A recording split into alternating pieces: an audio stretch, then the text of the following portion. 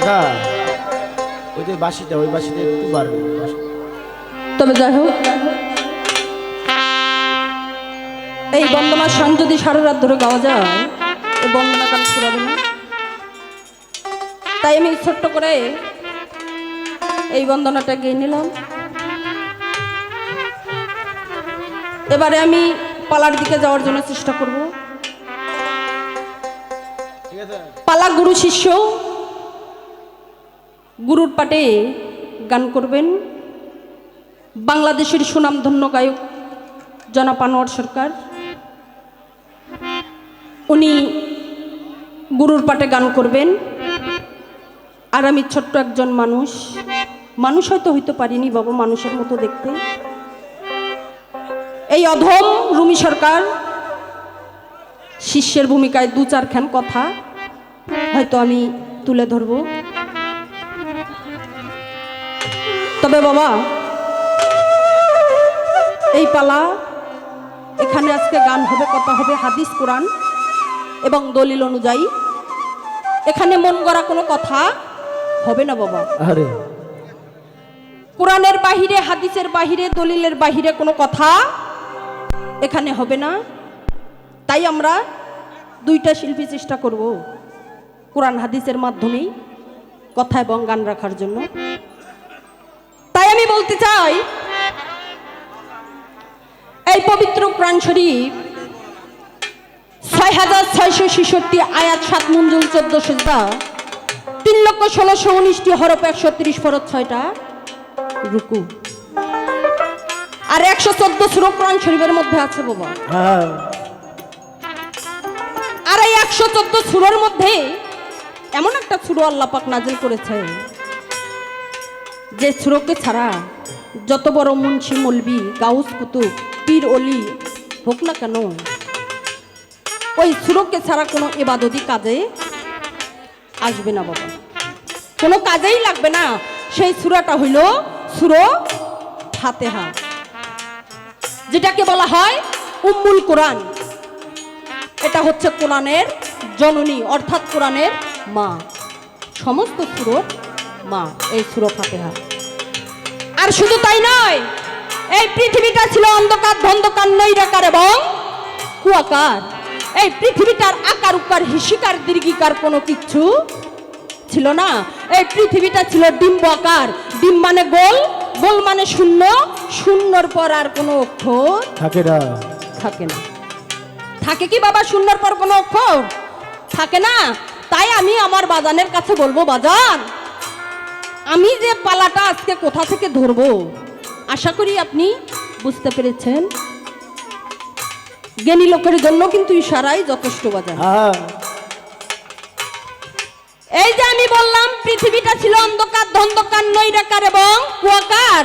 এই পৃথিবীটার আকার উকার হিসিকার দীর্ঘিকার কোনো কিচ্ছু ছিল না। তারও আজ্ঞার কথা, কিছুই ছিল না পৃথিবীতে। সেখান থেকে আমি প্রশ্ন করব, এই পৃথিবী সৃষ্টি হওয়ার 2,70,00,000 বৎসর আগে প্রথম গুরু কে ছিল? তার কারণ বাংলাদেশে ঘরে ঘরে পীর বাবা, পীরেরও অভাব নাই, শিষ্যরও দেখা যায় অভাব নাই, কিন্তু বোঝারই কায়দা নাই কে শিষ্যকে গুরু। তার কারণ গুরুরও যে লেবাস, আজকাল দেখা যায় শিষ্যরও একই লিবাস বাবা, কিন্তু কারো পৃষ্ঠে তো লেখা নাই এটা গুরু এটা শিষ্য। তবে এইটা যদি গোড় থেকেই আইসা থাকে তাহলে শুরু থেকেই তো কথাটা বলা উচিত। শুরুতে কি হইতো আর এখন আইসা কি হইতাছে এটা তো বুঝতে হবে বাবা। তাই আমি বললাম 2,70,00,000 বৎসর আগে প্রথম গুরু কে ছিল আর তার শিষ্যই বা কে ছিল, আর সে গুরুর মুখ থেকে সর্বপ্রথম কোন বাক্য ফলছিল, আর শিষ্যর মুখ থেকেই বা ফলছিল। এখনকার গুরু শিষ্য কি বলেন? তার কারণ গোড় থেকে মিল থাকতে হইব। আশা করি আপনি বুঝতে পারছেন আমি কোথা থেকে বলছি।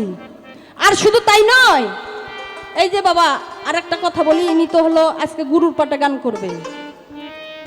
তবে আমি আজ বাবাজির কাছে একটা কথা ব্যক্তিগতভাবে বলতে চাই, বাবা আপনি যে আজকে আমার সাথে গান করবেন গুরুর পাটে, তবে আপনি আসলেই অরিজিনালি গুরু নাকি শুধু অভিনয়ের ক্ষেত্রেই গুরু হন? যদি অরিজিনালে গুরু হয়ে থাকেন সেটা বলবেন, তার তো সার্টিফিকেট থাকে, ইজাজত থাকে। আর যদি না থাকে তাহলে বলবেন যে হ্যাঁ আমি পালাটা দিয়েছে বিধয় আমি গুরুর পাটে কথা বলতেছি, বাস শুধু এটুকুই। আর এই যে বাবা গুরু, পবিত্র কোরআন শরীফে আল্লাহ পাক পাক জবানে বলেছে 5 ওয়াক্ত নামাজ, হজ, যাকাত, কালিমা এবং মাতা পিতার খেদমত করলেই আমরা জান্নাতে যাইতে পারি এবং আল্লাহ রাসূলকে পাইতে পারি। তাহলে আমি রুমি সরকার মনে করি আমি তো কয়টা কাজ, এটা হচ্ছে ইসলামের 5টি স্তম্ভ। তাহলে বাবা আমি বলতে চাই মাতা পিতার উপরে কি কোনো গুরু আছে? না। তারা জগতে না নিয়ে আসলে তো কিছুই হতো না। আরে তাহলে তাদের যদি খেদমত করতে পারি, 5 ওয়াক্ত নামাজ, রোজা, হজ, যাকাত করতে পারি, তাহলে তো আমার তো মনে হয় কোনো আমার ঠেকাই নাই যে একটা গুরুকে আমার ধরতেই হবে। এটা তো কোরআনের কথা, এটা আমার বাপেরও কথা নয়, এটা আমার খালুরও কথা নয়, এটা কোরআনের কথা। তাই আমি মনে করি আমার কিসের ঠেকা, কিসের অভাব, কোন দুঃখে কোন ঠেকায় আমি একজন গুরু ধরবো, একজন পীরের কাছে যাব। আর হ্যাঁ, এখানে কিছু কথা আছে। আপনি যদি উইঠা বলেন হে রুমি সরকার গুরু ধরতেই হবে, তবে হ্যাঁ আমি ধরবো, তবে আপনার মুখের কথাই না। কোরআনে কোথায় আছে, কত নম্বর পৃষ্ঠায় আছে, কত নম্বর আয়াতে আছে, দয়া করে আপনি সেই আয়াতটা একটু পেশ করবেন। যদি থাকে কোরআনের কথা অমান্য করার ক্ষমতা কি কারো আছে বাবা? কারোই নাই। তাই আমি রুমি সরকার, আমারও নাই। আপনি যদি কোরআন থেকে দেখাইতে পারেন গুরু ধরতেই হবে, তাহলে শুধু আমি কেন, আমার 14 গোষ্ঠীরে নিয়ে এসে আপনার চরণে ভালাবো। আরে আমি রুমি সরকার কথা দিলাম। বাহ। আর আমি রুমি মনে করি যদি আমি গুরু ধরলাম না, এটা তো একান্ত যার যার ব্যক্তিগত বিষয়। আমার মন চাইলো না, আমি গুরু ধরলাম না, তাহলে কি হবে? আর আমি রুমি যদি গুরু ধরি তার ফল আমি কি পাবো? গুরু ধরলে কি হবে আর না ধরলে কি হবে? আরে আর এই যে গুরু, এটা কোন দেশি ভাষা? আপনি সুন্দর করে কয়টার কথা জপ করবেন। শুরুতে আর বেশি কিছু বললাম না, তার কারণ বেশি কিছু বললে আবার বেশি হয়ে যেতে পারে। তাই রাত অনেক গভীর হয়ে গেছে, আমি সংক্ষেপে কিছু কথা বললাম।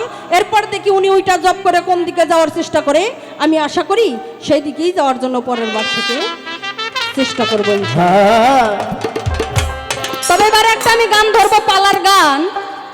তবে বাবাজি এখন যা জিজ্ঞাসা করেছি এটা বাদ, নতুন করে যে গানটা আমি করব, এই গানটা পুরো গানটাই থাকবে আপনার কাছে আমার আর একটা প্রশ্ন।